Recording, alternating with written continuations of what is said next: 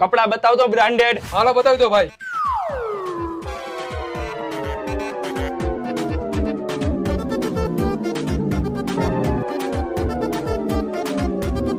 હજી કઈક સારા કપડા બતાવો ને બ્રાન્ડેડ બતાવ. એ લોકોને લોકલ કપડા બતાવી, લોકોની ઓકાત નથી બ્રાન્ડેડ કપડા પહેરવાની.